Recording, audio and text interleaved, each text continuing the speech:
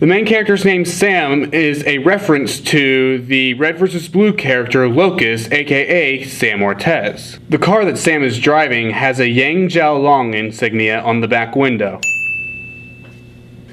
The AISB is a reference to the ISB, Imperial Security Bureau, from Star Wars. The character Simmons is a reference to the Red vs. Blue character, Dick Simmons.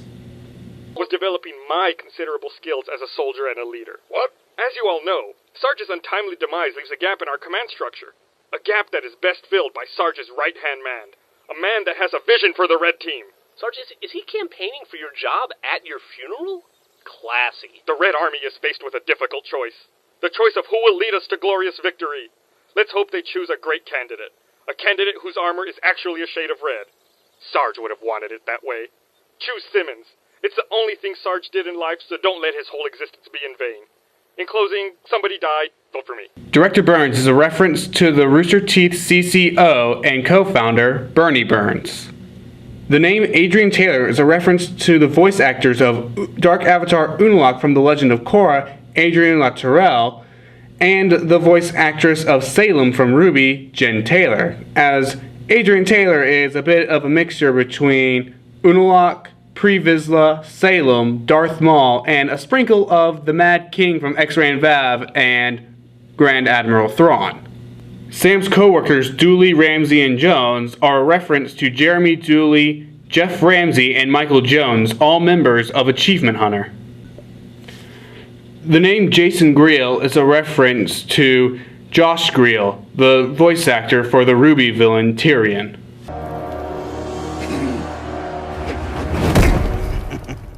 Who I am matters not to you, or you, or... well, you do interest me.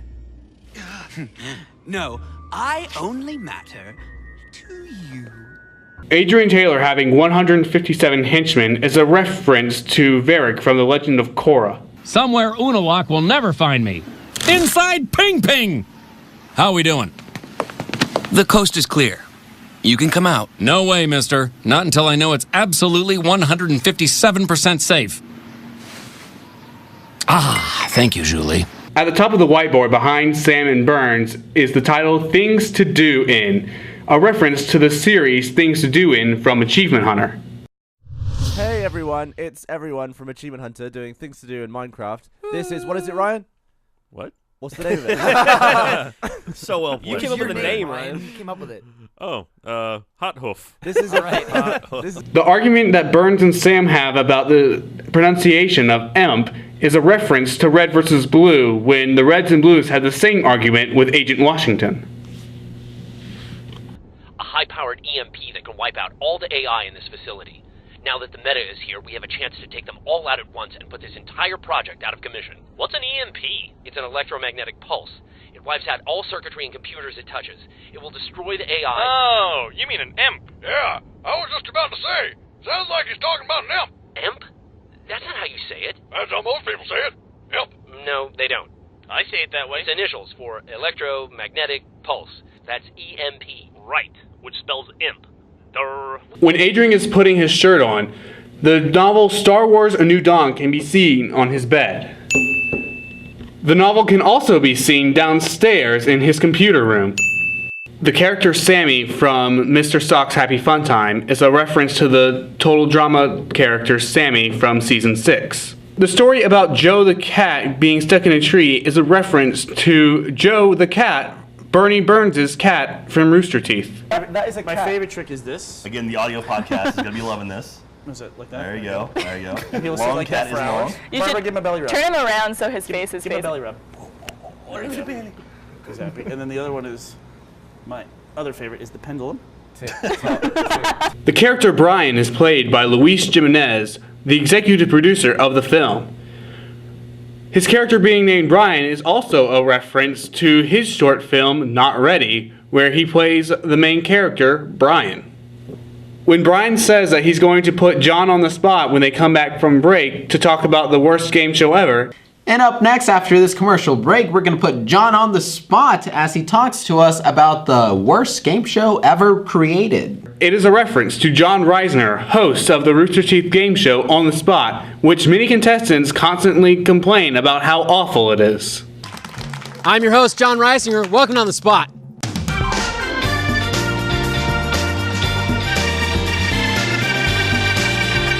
This is the part of This is the part of On the Spot where we explain why the joke was funny. Yeah. How's that working out for us? That's how comedy works. Take that carefully produced segment of the show. I just want to point out that this show is part of your company and you're bagging on this show. Good job, shitty produced show. On the Spot was like the #1 reason I sold the company. The character Brian being a news anchor is a reference to Luis Jimenez being the main anchor in John Carroll's news broadcast, JCTV News. In this scene, the first take was actually zoomed all the way in by one of the participants named Ryan Campisi, who messed up the easiest shot in the world. This was take 3, as the first 2 takes he did not even look in the viewfinder. Sam is wearing an Achievement Hunter hoodie. The shirt that Sam is wearing is a Cheese Master shirt. It was a shirt that was only sold during the 2016 Extra Life stream and is a reference to how in the 2015 Extra Life stream, Gus Sorolla, co-founder of Rooster Teeth Productions, got drunk and started calling himself the Cheese Master. Homemade cheese was the worst one. Polaroid picture. It's true. You could do that. It would be red and green together, which would make brown. In this shot, a random dog that was on the trail just showed up and we just kept it in. There's really nothing to this. It's not reference to anything. Will, why am I doing this again? Because I've told you to. It's the only way you can get your parents out of the cellar. Okay. So, yeah, this dog just showed up. Now. Other way. Sam is an idiot. Did I really have to say that for the character that I played? Yes. Fine. I had to crawl across a 1.5-inch line of dirt to get this shot. I was honestly surprised I could do it. Yeah, it turns out that we kind of didn't need it because Luis maybe cut out the part where I'm following you under the tunnel and then you emerge out the other side. So we could have just had you come out the other end and placed you there from the start and then you not have to traverse through that at all. So basically, I risked my whole self getting wet for nothing. Yep.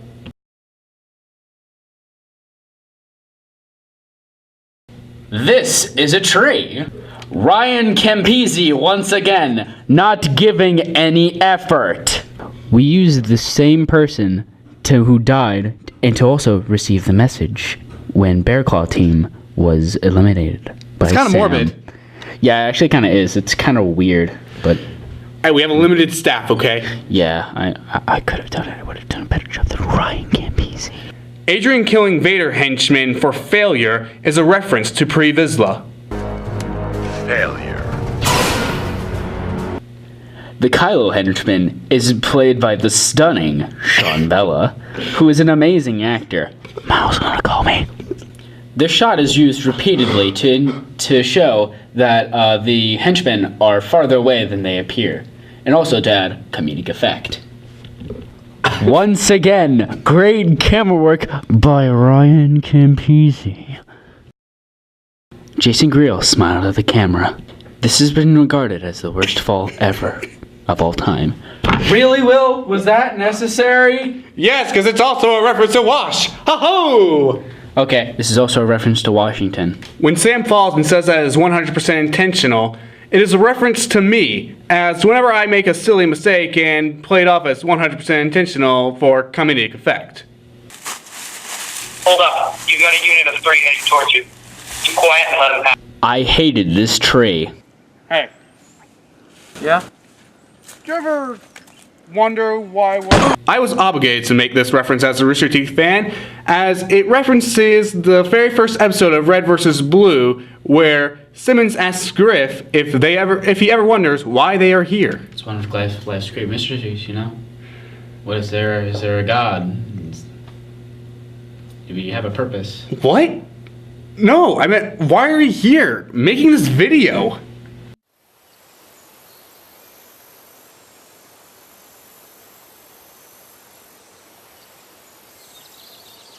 Hey. Yeah? You ever wonder why we're here? It's one of life's great mysteries, isn't it? Why are we here? I mean, are we the product of some cosmic coincidence, or is there really a God watching everything? You know, with a plan for us and stuff. I don't know, man. But it keeps me up at night. What?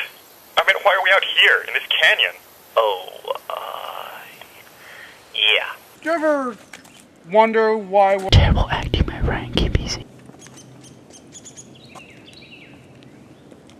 Yeah, remember, this mission relies heavily on... There's another dog in the shot. This time it's my dog, though. Yeah. Why do dogs like our film so much? I don't know, and there's also white and brown dogs. Well, I guess you could say it's a doggy dog world out there. Yeah! I do puns. Barbara Dunkelman, call me. When Jar Jar Henchman misses Sam, even though he had him right on sights, and says that he believes other people are messing with his gun when he's not looking, is a reference to Church when he made a similar statement about his aim. Yeah, that was just a warning shot, O'Malley. You make any funny moves, the next one's gonna go right in the middle of your visor. You think you could make that shot from here? Probably not. I was actually trying to hit him that time. I swear to God, I think somebody fucks with the sights on this thing when I'm not looking. The scene where Sam shoots at Vader Henchman at point-blank range, but misses every single shot, is also a reference to Leonard Church from Red vs. Blue in regards to his aim. Absolutely. Call it in. Let me just... Now!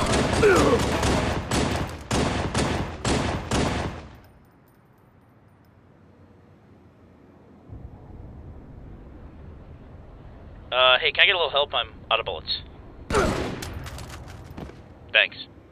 In this scene, Ryan is looking for his acting ability. When Jason mentions that his crew has no budgeting, it is a reference to the low budget that the short film had overall. Also, it was a reference to Logan when I said Logan. Yeah, but... Logan. Okay. Johnson! This is a reference to Metal Gear Solid. No, it's not! Yes, it is. It is a reference to Metal Gear Solid. Whenever Snake dies, Miller says, Snake, Snake, Snake! Kind of like how in the immersion for Metal Gear Solid, I was like, Miles? Joel's like, Miles, Miles, Miles! Carrie, Carrie, Carrie! He said Miles, Miles, Miles because he had to run miles.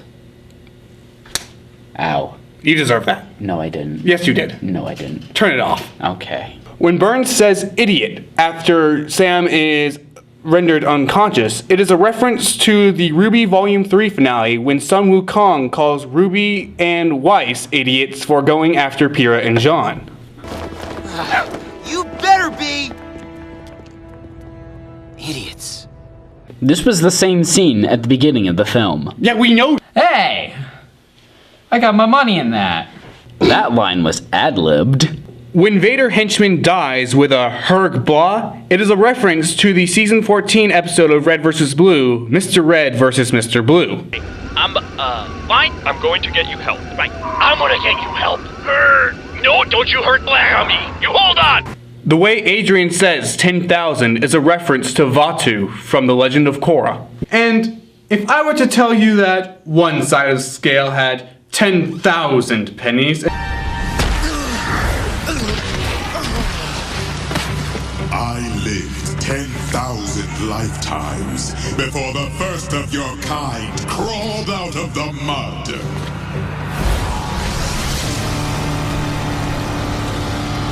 Well, 10,000 is obviously more than 18. The two sides need to be equal in order for them to be perfectly balanced. Sam knows basic math. If one is to defeat their enemy, one must know their enemy.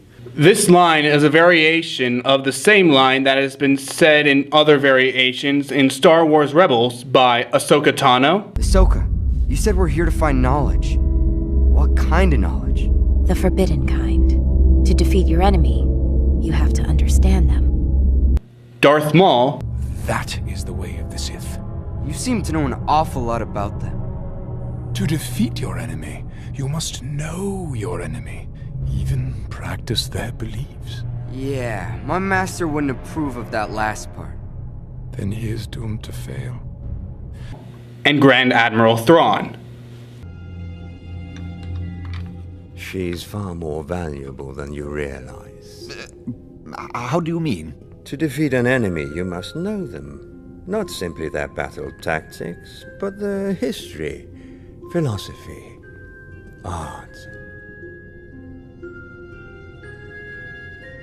So I will ask you again, Captain. Do you know what this is? Some primitive native trinket. It's a Kalikori. Including his 3 strikes policy. Oh, I thought you meant his Papa John's login. There was no sound effect there. The sound of the slap was made by the marker hitting the whiteboard. When Adrian says that hatred will sprout suspicion and doubt, it is a reference to the song Divide, in which Salem describes her plan and Ruby. Hatred will sprout suspicion and doubt. And no one will know who to trust. Everyone's scared. No one knows who to trust. Divide them, tear them apart. Sean, no one likes you singing. Aww. When Adrian says that he has already gotten away with it, it is a reference to the scene where Hans reveals he is evil in Frozen. Oh, I already have. You won't get away with this. I already have. When Adrian says that he is not going to kill Sam, it is a reference to when Darth Sidious captured Darth Maul on Mandalore. I'm not going to kill you. Yet. There is no mercy. Do not worry. I'm not going to kill you. I have other uses for you.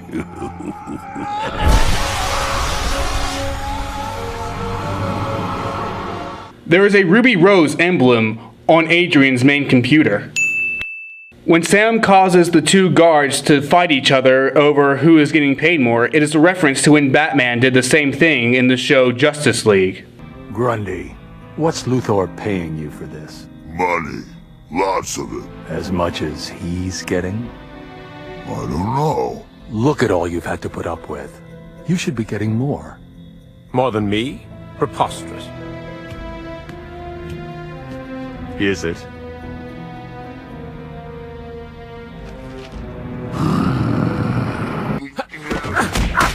Unhand me, you worthless zombie! Take that. On the whiteboard behind Sam is the jobs list for JCTV News. Will Beasley is second from the top. I'm the only one with the last name on there too, kinda. When Sabine Henchman dies on the stairs, he lets out a Wilhelm scream. Sam performs excellent parkour. By that I mean it's like terrible. By that I mean I'm a parkour master, like X-Ray. And Vav! Nobody cares about Vav! What about Ruby, Sam? Yeah, I guess so. Okay, this shot was made with a laser pointer put it at a light inside of a bathroom. It's actually a pretty good effect. William Beasley found out this effect while, just playing around with a laser pointer, really. In the bathroom. No, there's a lot of lights in my house that have that sort of thing, so I was like, wait a second, I could use this. It's actually the same laser pointer that was used in the "They Can See Me" line. I'm a comment once again. In the bathroom. You got a problem with bathrooms? No, just why? Why were you playing with it in the bathroom? Listen, what happens in alone time stays in alone time. That's also a red versus blue reference. Heyo! Yes. Give in. Give in. Give in. Dude, can you stop? That's getting really annoying right now. Stop. Oh. I actually found this in the table word to be very annoying because how we came up with this was you were reading the line And I didn't know because I had the next line. Yeah, and you didn't. You had lost track of how many viewings, even though I was reading the proper amount. You just thought I kept going. Because like I kept reading it and like I lost track, and then we were just like we did it again. I'm like, wow, this actually sounds really, really annoying. Yeah, and we found a way to work that into the script. Yeah, mostly me though. I wrote part of the script, and so did Ryan. But I wrote more. Than I actually count, even though he's credited with writing it, you actually probably added more to the script. I added more to the script. So yeah, we'll go with that. I'm just gonna probably take that in Sharpie. Yeah, just gonna add that to the thing. You know stop writing on the monitor, John. What? It's there. I'm credited now. Oh my god! I'm going to kill you. I'm going to kill you. I can't be killed. I'm immortal. Well, you also have plot armor. Yeah. Also, I'm immortal. Let's just keep going. Okay. Great acting by Ryan Campese. Swear to God. In the background of this shot, stuffed animals can be seen for Spike the Dragon from My Little Pony Friendship is Magic and Winnie the Pooh from The Adventures of Winnie the Pooh. Also seen on the bookshelf is all 3 DVD book sets of Avatar The Last Airbender and RWBY Volume 3. In this scene, when the fight ended, Sam audibly said punch as he punched a Greel. Yeah, I wasn't going to use that for the final shot. You had to have known that. You really should have. It was quite hilarious. It really took you out of everything, okay? It just wasn't good. Didn't take me out of the film. Shut up. This was shot in first person by me.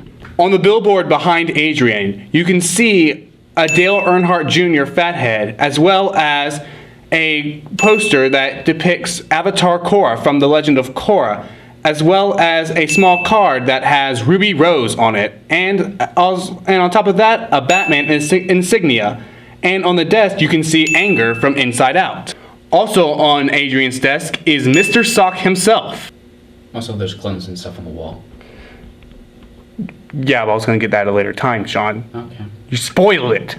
On the bookshelf to the right of Sam, you can see 2 figures of Discord from My Little Pony Friendship is Magic, a figure of Mojo Jojo from the Powerpuff Girls, an Adam West bobblehead, and also the RWBY minifigures of Sun Wukong, Blake Belladonna, Ruby Rose, Nora Valkyrie, Neptune Vasilis, and Weiss Schnee. But no Yang. Yeah, I haven't gotten her yet, okay? On the desk behind Adrian, you can see the Star Wars novel Ahsoka, as well as a copy of $1 Million Butt, the game. Hey everybody, and thank you for joining us for another episode of $1 Million Butt. I have with me Mr. Gab Free. Hello. Mr. Michael Jones. Hello. And I'm Bernie Burns. And we have decided that this episode we're going to be using the $1 Million Butt card game that you all funded on Kickstarter in 1 minute and 42 seconds. Also on the bookshelf to the right of Adrian is Journal 3 from Gravity Falls. But before I do, I have something to say. You might want to sit down, because it's quite shocking. Best pun ever. You know, I wrote for this scene. I did not know that you were gonna roll over the bed and hit the wall. I told you. I thought you were just gonna go on the bed. And I said over there, and when I gestured to the area between the bed and the wall. I did not know. You're gonna hear him hit the wall, and I thought he hit it pretty harder than he did. And I'm just like, oh god. Watch the bloopers video. It has the rest of the take. Yeah. I didn't even notice that at all. Okay. If you look closely to that's the top right of the of the Acer laptop. You can see I think it's like an ad or something. It says Trump is on a roll. I didn't even notice that. Neither did I. And I didn't. Not only did I not notice that in editing, I didn't even notice that when we were filming, and it was on my screen. That's just great. No! We forgot a line here. Wait, I was supposed to say yes when you said no. No, I don't think that was in the script. It was in the script. I distinctly remember it. I'll check later, but I don't think it was. All right, I'm pretty sure we missed that. Dang it. On the wall behind Sam, you can see a fathead depicting Darth Vader at the time of his duel with Obi-Wan Kenobi on the Death Star. Behind Adrian is a poster for the Rooster Teeth show, 10 Little Roosters. Spoiler alert, it's Barbara. No! Barb, dang it, Barb. Also, Pope Francis. Hello, beautiful. Oh, sweet cookies. Sorry, cookies. You're gonna have to wait. This is a. Okay. Yeah. I figured this because I saw that there were cookies there. Well, yeah, my mother had bought cookies for us. For filming. Yeah. And I thought, I'm like, huh. If you see the bloopers reel, you'll see the original shot that we did with that. Yeah, which I didn't know you were going to do that, so you can actually hear me laugh behind it, which I'm actually really glad that Joseph messed up the shot so that we could get it again without me laughing. Yeah. This is also a reference to Ruby Rose due to her love of cookies. As seen in episode 1 of the show. Yeah, that was episode 1, yeah. Yeah. My mouth isn't moving when I'm saying these lines. How did that happen? Because I didn't tell you to say anything because with the mic wouldn't have been able to pick up. We weren't using audio, so I didn't really feel like it was necessary, and I wasn't going to try and line up your mouth to what you were saying. My reason? I'm a wizard. Once again, parkour master. Parkour. Yeah, that's the point. Yeah. Like X-Ray. Ray, I want to stream with you. I do want to comment on this shot.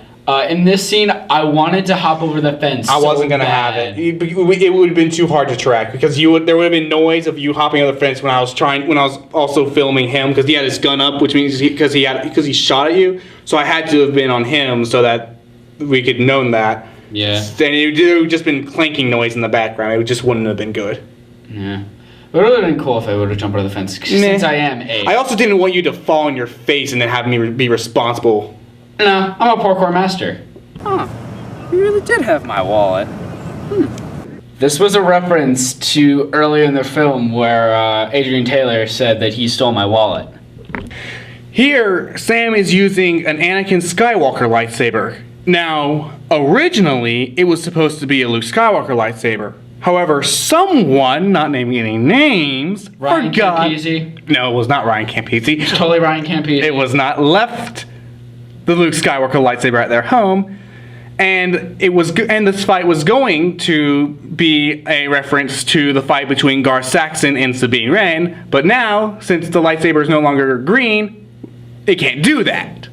So, thanks, person who left the Luke Skywalker lightsaber at home. It's totally Ryan Campese. It was not. Yes, it was. Now, I do want to comment on this because I originally wanted to do it like that. I didn't realize it was going to be that hard to open, so we had to change. We had to change the Baxter scene to where he wouldn't open it the first time, because he always have trouble with the first time. Yeah, because the Luke Skywalker lightsaber is actually pretty loose. Like if you're just holding it upside down, the blade will just fall out. Whereas that one, you really have to sling it out. Yeah, the Luke Skywalker lightsaber is too easy. Bow chicka bow wow. PG channel, man. PG channel. I said bow chicka bow wow. Yeah, I know. The way Adrian holds his lightsaber in his opening stance is a reference to the opening stance Pre Vizsla had in his fight with Obi-Wan Kenobi.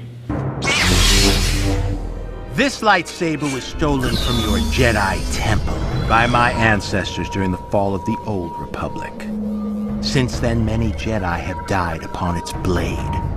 Prepare yourself to join them. Notice how I have proper running form. I haven't done cross-country since freshman year, man. I haven't done cross-country since sophomore year. Yeah, but that was like, that was last year for you. That was 3 years ago for me. Sucks to be you. You're not fit like me. Now, I said something there. Music drowned it out. Yeah, music drowned it out. I think I was like, oh, you can get me. So I ran away. When Adrian asks Sam how he feels about the fact that he killed his co-workers and then later says that it is not the hero's way to give in to rage, it is a reference to Darth Maul and his taunting of Obi-Wan Kenobi over Raydonia when he re-emerged in the Clone Wars.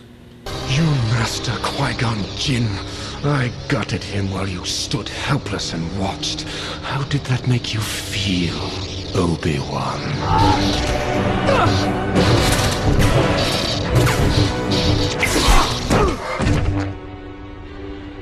Your rage has unbalanced you. That is not the Jedi way, is it?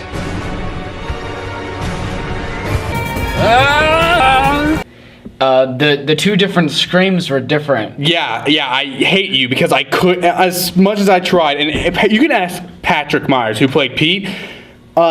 He was in here when I was editing. We tried so hard to line up those two to make it sound like the same yell.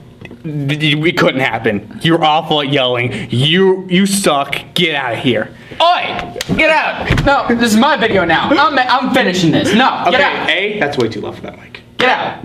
No. Okay, also, this is a real reference right here. The turnaround and kick in the back is a reference to Darth Maul, also when he did it to Obi-Wan over Raydonia.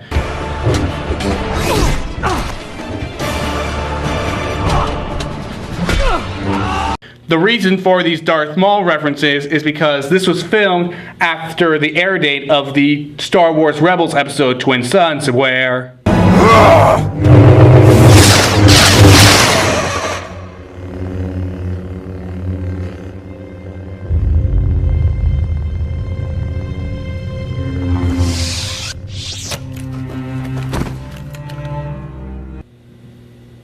Yeah, that happened. It's okay. Let it out. I just miss him so much. We all do, buddy. He's a cool character. He is. He looks cool. He has a cool lightsaber. It's my favorite. He has a tragic backstory too. My favorite character is Han Solo. He's overrated. My lungs. I don't know why I said that. I don't know why I said my lungs. I don't know. I think maybe it was a reference to SpongeBob. My leg. I guess you can count that as a reference. Sure, we referenced SpongeBob. Whoop-de-doo. Yeah. Nickelodeon, please hire us. We need money. The character Baxter Smith is a reference to the character Baxter Stockman from Teenage Mutant Ninja Turtles. When Adrian does his one-liner and tells Sam that it is time to say goodbye, it is a reference to the song played during the RWBY Volume 2 opening.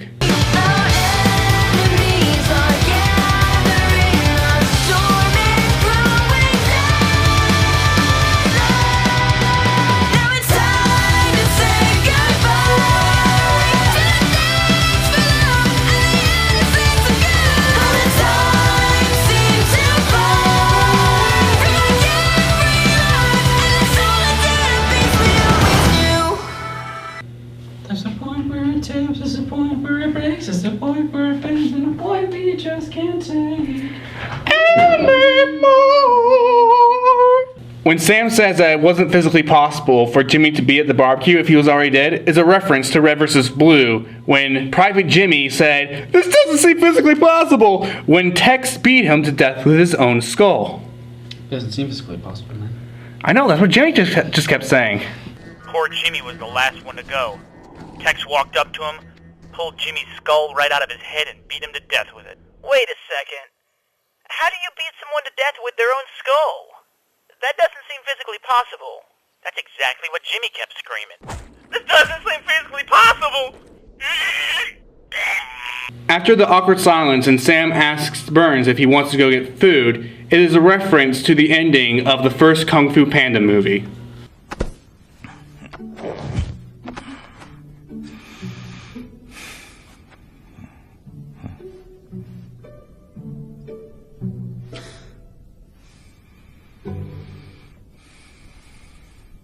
You want to get something to eat? Yeah. Originally, the Vader henchman here was supposed to say Carabas as a reference to Zed from Star Wars Rebels. Kid, stop! Carabast! I swear if he's left behind again, it's not my fault! But on the shooting day, I decided to change it to "Oh no," as that'd be a little bit easier to get across with the general audience, and that would be a reference to Agent Moose from 11 Roosters. The red?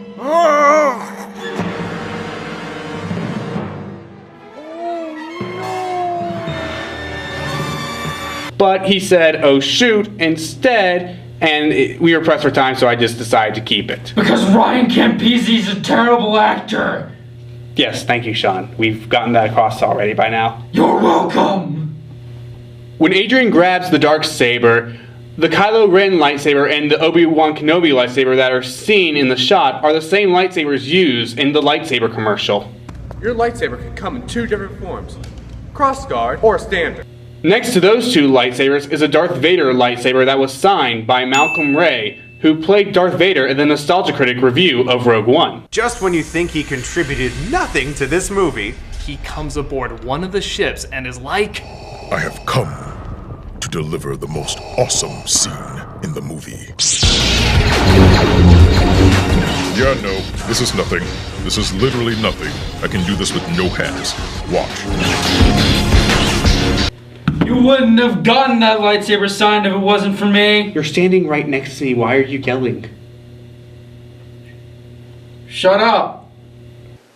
In unused footage of Adrian's file from the AISB, the file number is 10,552. The same amount of trees that are on Air Temple Island in The Legend of Korra. I have a couple questions. Is this an all-vegetarian island? Is that where you train airbending? Do we have to wear air acolyte clothes? Do we each get our own sky bison? And final question, how many trees are on this island? Yes, no, 10,552. Also, if you look at the bottom, you can see I kind of ran out of stuff to say, and started talking about why Unalaq is the greatest villain ever, of all time. When Sam and Simmons say good on you to each other, it is a reference to Jack Patillo and the way the support room of Achievement Hunter writes his dialogue in the Achievement Hunter show Awu. For the week of January 11th, 2016. I wrote 15 in my book, but it's actually 2016 now. Welcome to the new world. Rest in peace, David Bowie. We're gonna miss you, dude. No! It's sad. The paper used for Baxter Smith's name tag is the same paper used to create the Imp. Adrian's plan involving 4 nations attacking each other is a reference to Avatar: The Last Airbender. Long ago, the 4 nations lived together in harmony. Then, everything changed when the Fire Nation attacked. When Burns asked Sam about how to use his hair length as a weapon, that's because someone, again, not naming any names, decided was not Ryan Campisi, decided it'd be a great idea to get a haircut during production.